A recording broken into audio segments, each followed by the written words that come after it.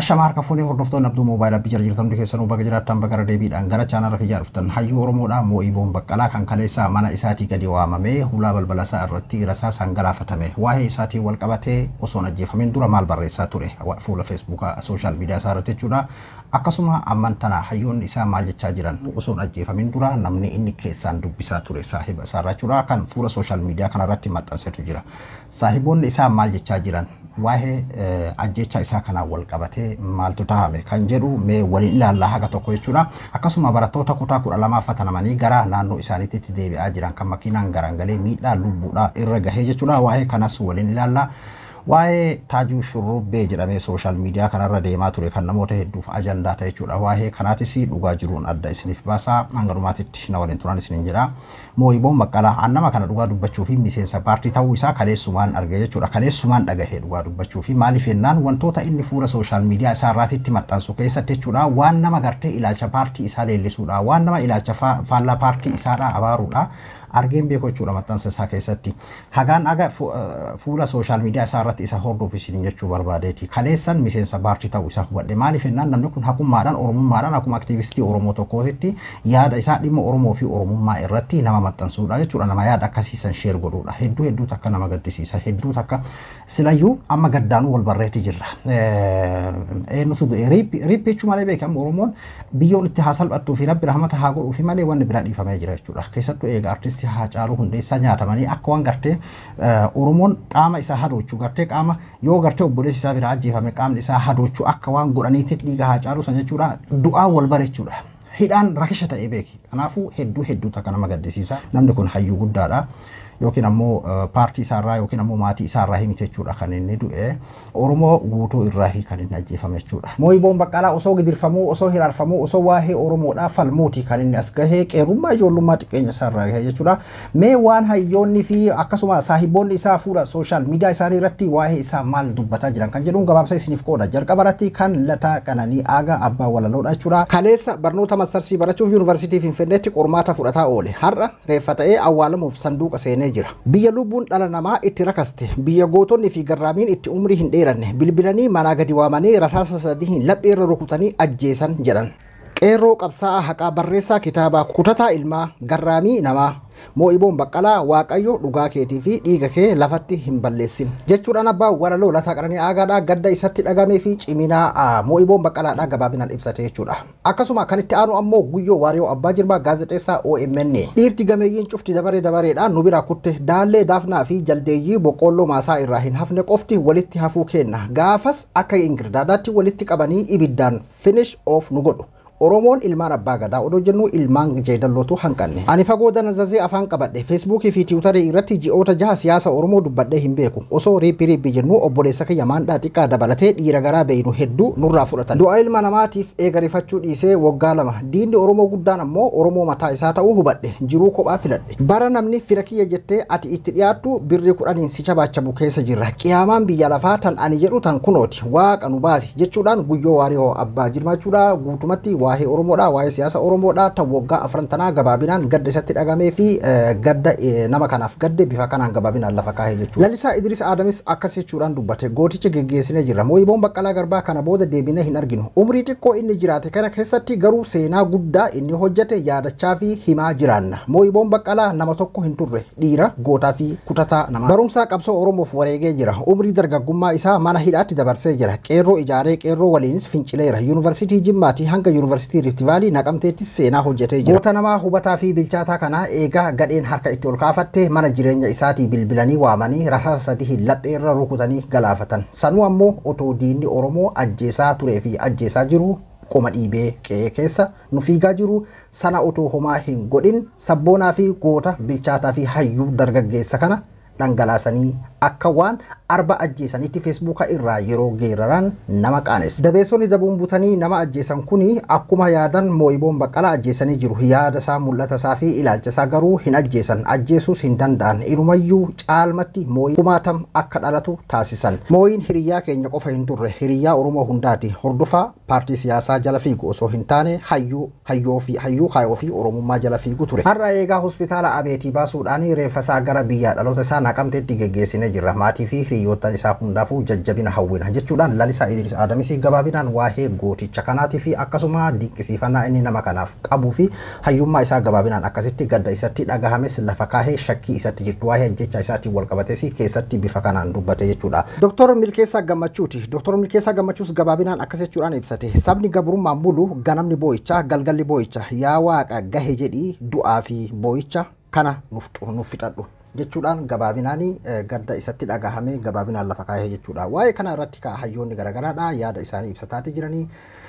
Dinqisiifannaa nama kanaaf qaban cimina nama kanaati himaati jiran. Hayyoonni sooshaal miidiyaadha kan waa'ee Moo'iboon Baqqalaa barreessaa jiran isaan kana qofaa miti fakkeenyuma fi kana qofa keessaa isinii fudhe malee jechuudha. Akkasuma ABO'nis ibsa baaseeti jira ajjecha isaa ni balaaleffanna kan jedhu ibsa bal'aa baaseeti jechuudha. Ibsa isaa dhaqanii isinis dubbisuu ni dandeessan. Rabbiin asumatti gahee nuun haa jedhu malee haalli Oromoo keessa jiru hedduu takka nama jibbisiisa. Hayyuun kanatti aanu kaminni Moo'iboon Baqqalaa har'a galaafatame bor kan isatti aanu kaminni kan ati jaalattu kan ani jaaladhu kan ebalu jaalatu arran tana Moo'iboon Baqqalaadha paartii ati jaalanne keessa jiraachuu danda'a dinqisiifachuu dhabuu dandeessa homa barbaade isa kana beekuu dhabuu dandeessa bor ammoo kan ati beektu kan ati dinqisiifattu matatti si galaa jechuudha amman tana Oromoo nagayaan gadi bahee ol deebi'a hayyuun Oromoodhaa nagayaan gadi bahee ol deebi'a eenyu taraan kan itti aanu eenyuun kan karoorfame listii isaa kana keessa Moo'iboon Baqqalaa keessa listiin jiru eenyuun akkuma kareefu jechuudha miseejii inni saahiba isaa wajjin walii katabe isiniif maxxanseet jechuudha eenyuun kan itti aanu kan galaafatamuuf deemu eenyuun kan jedhu tarsiimoon biltsiginnaa fakkeenyaaf dhugaa jiru takka yoo dubbanne jechuudha waggaa afran kana akka waan tarsiimoo booressuudha nagaa dhabamsiisuudha namni tokko yoo gartee hayyuun Oromoodha yoo akkanatti hin galaafatamne yoo dhiigni namaa hin jiine akka waan dhiiga namaa malee tafaa'ula jiraachuudha hin dandeenye akka waan gartee yoo nageenya jiraate yoo Oromoon nagaa yaaddoo malee sodaa malee jiraate mootummaan isaaniituun hin jiraanne akka waan karoora akkasii qabaniiti fakkaataa jechuudha kanaafuu kana keessatti biyya san keessatti eenyu kan itti aanu taraan kan jedhuu fi lubbuun nama tokkollee biyya san keessatti waraantiin qabdu jechuudha eenyutu nagayaan gadi bahee nagayaan ol deebi'a kan jedhuudhaa fi hayyoota biyya san keessa jiran kan ati jaalattus kan ibalu paartii fedhe keessa jiraatu ilaalcha fedhe haa qabaatu walumaa galatti hayyuu biyya san keessa jiruu fi eenyu abbaan taraa kan jedhuudhaa fi kuni sodaa hayyoota Oromoo hundaa sodaa Oromoo guutuuti jechuudha yeroo barbaadanitti qotee bulaa jumlaadhaan waa sababanii jechuudha jumlaadhaan cafacafan qotee bulaa waan tokko beene miskiina ka garaa isaatiitti illee nyaatee qufne dubartii fi daa'imman dubartii garaa qabdu dabalatee jechuudha daa'imman xiqqashoo dabalatee yeroo barbaadanitti ammoo hayyuu biyya sanii fi hegeree biyya saniitii fi biyya san jijjiiruu danda'u kan gan sila agartee addunyaan nama baratetti tajamtiimi biyyi sunu biyya sila qaama baratetti fayyadamteetiin biyyi sun jijjiiramuu dandeessu sababa ilaalchaa sababa garaagarummaadhaatii fi haala kanaa wal duraa duubaan jechuudha akkanatti karaa gubbatti qaama hin beekamne jechuudhaan bifa qoosaatiin akkanatti dhangalaafamaa jira jechuudha eenyu abbaan taraa kan jedhuudhaa fi gaafii Oromoo hundaati gaafii hayyoota hundaati jechuudha lubbuun nama tokkollee biyya san keessatti waarantiin qabdu jechuudha har'a oolee bor oolaa kan itti aanu eenyuun har'a Moo'iboon Baqqalaadhaa galaafatame borhoo kan itti aanu eenyuun kan jedhu sodaa hayyoota Oromoo hundaati jechuudha. Inni kun ammoo kan Walaabuu Jiloo maxxanseedha. Gaafa duraa kan isaan chaatu waliin godhan keessaa walii barreessan jechuudha. Kan Moo'iboon Baqqalaadha Walaabuu Jiloodhaatii fi baatii Abriil keessa natti fakkaata wanni kun baatii Abriil keessa kan inni barreesseef eega inni galaafatame booda jechuudha kan fuula sooshaal miidiyaa isaa irratti maxxanseedha. Waaqnis jira atis of eeggadhu yeroon qabame buraayyuu ture sanitti liistii hiriyoota koo keessaa liistii hiriyoota koo siif mucaa Bashiir jedhamu kan amma biyya ambaa jiru tokko na gaafatan jechuudhaan Moo'iboon Baqqalaadha bifa kanaan maxxanseef jechuudha fakkeenyaaf warra kana waliin jirta warra kana waliin maal hojjettanii kana hojjettanii akkas gootanii fakkeenyaaf haala biyya san keessatti wayyaaneenis godhaa turte jechuudha waan kana nama walitti fidanii namoota gartee yaada gosa tokkodhaa qabu akkasii walitti fidanii jechuudha warra kana waliin akkas hojjettanii jirtanii kana waliin mari'attanii jirtanii nuti isinirra geenneeti jirra maal jedhu waan akkasii jechuudha gaafa buraayyuutti hidhame siifi mucaa biyya namaa keessa jiru Bashiir san waliin liistii kiyya keessa isin argeeti jira of eeggadhaa kan jedhu bifa kanaan Walaabuu Jilootiif kan inni barreesse eega inni galaafatame booda Walaabuu Jiloo maxxanse jechuudha. Biyya san keessatti wanni irraa rakishaa wanti rakishaa laaftumatti ta'amu lubbuu ilma namaa galaafatamuudha kan jedhu namoonni garagaraadhaa barreessaatii turan jechuudha. Inni hoo maal barreessaatii ture? Aleeksa galgala sa'a 2 fi daqiiqaa 35 irratti jechuudha. Sagantaa yuunivarsiitiin Dambidoolloodha jechuudha sheer godhe sagantaa bashannana barattoota kutaa 12ffaa yuunivarsiitiin Dambidoolootiin geggeeffame jedheetiin isa kana sheer godhe jechuudha. Isa poostii dhumaati kan inni sheer godhe kun jechuudha. Akkasuma ammasii dheengadda kan inni sheer godheedha kan hedduu takka garaana nyaate jechuudha. Wanni Dabra Taaboor Dabra Maarqoosii fi Maqdasa Ambatti ta'e osoo yuunivarsiitii Dambidoolloo yookiin ammoo yuunivarsiitii Wallaggaatti ta'e miidiyaan biyya kana hunduu gura nu duucha waan naannoo sanatti ta'e dhoksaa waan naannoo Oromiyaatti hintahamin tahe jechuun afarsuun aadaa miidiyaa warra kaabaati jechuudhaan waan barattoota gartee kutaa 12ffaa naannoo Amaaraa keessatti jechuudha haala garagaraatiin jeequmsa kaasanii fi achi keessatti rabshaa ta'amte san bifa kanaan maxxanse jechuudha dheengadda sa'aatii 3 fi daqiiqaa 54 irratti jechuudha.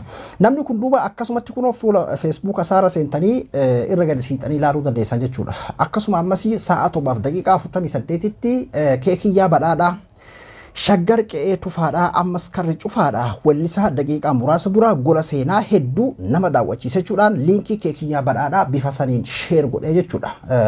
Hedduu nama hedduutu sheer godheesi nama hedduutu jaalatille jechuudha waan keekiyyaa badhaadhaa akkuma anaa fi siititti akka laalamuu fi waan quuqaa Oromoodhaa dubbatuuf bifa saniin sheer godhee ture jechuudha. Rabbi dhugaa isaa dhiiga isaa haa baasu. Dhiigni namoota bar ajjeefamuu qofaami ajjeefamtee dhugaan ta'e dhukachuu jechuudha. Bar biyyoota garagaraatitti biyya amma shoorar keessa maal jedhaman kanallee bar shoorar keessa jedhamu santu nutu ajjeesee kanaaf ajjeeftanii bar itti gaafatamummaa fudhatama. Biyya san keessatti sitti qoosama qaaman beekamne jedhamee itti fakkeenyaaf waa'ee ajjeechaa isaa kanaan wal qabatee fuula sooshaal miidiyaa kanarratti osoo ajjeefamin dura waan adda addaa kan maxxanfamaa turetu jira. Amman tanas kun akkuma reefuu dhageessan san jechuudha manaa gadi waamaniiti kan ajjeesan jechuudha itti bilbilanii akkasitti ajjeesanidha. Qaama kana as keessaa eenyutu harka qabaa eenyuun faatu keessaa qooda qaba kan jiru homaa wanti irraa bahin hin jiru kan haga ammaatti wanni gabba hin jiru garuu akkaataa reefuu namoota gartee saahiboota isaa kan isaan maxxansan kan amma isin qoodisanii achi keessaa isin waan hubattanii qabdanii jechuudha. Akkasuma barattoota galamsoo irraa dira dhaawatti fataramanii kutaa 12 qoramanii gara maatiitti deebi'aa jiran. Arra tokko makiinaan garagaruudhaan jechuudha karamille irratti lubbuun barataa tokko dabareeti jira namoota hedduu rakaamiidhaan irra dhaqqabeeti jira hedduuta kana magaddisiisa haati barataan kiyyaa qormaata fudhateeti nagayaan naagala jettee odoosiin eegaa jirtu fakkeenyaaf mucaa kana lubbuun isaa baddeeti jirti jechuudha Junaydii Qaafoo jedhama hedduuta kana magaddisiisa waa'ee barattoota kutaa 12 kanaan wal qabatee waa meeqatu taame akkuma isin hubetan biyya keenya san keessatti fakkeenyaaf mootummaalleen dhiiga dhangalaasuu akka tarsiimootitti kan itti fayyadamaa nagaa dhabamsiisuu akka tarsiimootitti kan inni itti fayyadamaa jiru jechuudha waggaa afran kana booda. Inni biraa tokko ammoo waa'ee Taajuu Shurrubbeeti kan kaleessaa fi arra sooshaal miidiyaa kanarra naannawaa jiru jechuudha. Taajuu Shurrubbeen dhukkubsatee mana hidhaatii yookiin ammoo hospitaalatti akkas ta'e yaalamaa jira jedhaniitiin footoo kana hedduminaan sheer godhan. Wanni kun sobaa irraa of eeggadha burjaajii akkasiisan irraa jechuudha. Fakkeenyaaf kan obboleessi keenya Sa'aad Usmaan yeroo garagaraatitti waa'ee achi keessa jiru keessattuu waa'ee kanaatiin wal qabatee waa'ee dhimma Oromoo irratti dubbii qulqulluu nuuf maxxansuudhaan beekamu obboleessa keenya artisti Taajuu Shurrubbee suuraan isaa warroonni feesbuuka irra naannessan rabbi sodaadha. Suuraan kun kan bara 2020 takkaati yeroo inni opereeshinii itti ta'etti yaala baqaqsanii hodhuu yeroo godhate ture. Kanaafuu isaaf du'aayii godhaafi malee maaloo ummata hin burjaajessina kan jedhu wanni kun akka soba ta'e suuraan kun ammoo kan bara 2020 takkaa yeroo inni gartee dhukkubsatee yaala hospitaalatti seenee argataa ture kan maxxanfame ta'uudha akkasitti maxxansee jechuudha. Kanaafuu waa'ee kanaa wal jalaa fuudhee namoonni hedduun Taajuu Shurrubbeen dhukkubsatee hospitaala jira mana hidhaatii baasaniiti yaala fudhataati jira kan rabbi hafaayisuudha kan jedha. Kanaafuu wanni kun kijiba ta'u waa'ee sooshaal miidiyaa irratti deemamu kana yoo nama amantan waan qabatamaa takkarraan gadi bahe malee footoma argitanii barreessuma miira keessan tuqu ta'uu ilaaltanii tumaanii jala fiiguu hin qabdanii jechuudha. Ani Abduu Moobaala Biraa han qophii biraatii waliin deebinutti nagaan haa ta'u.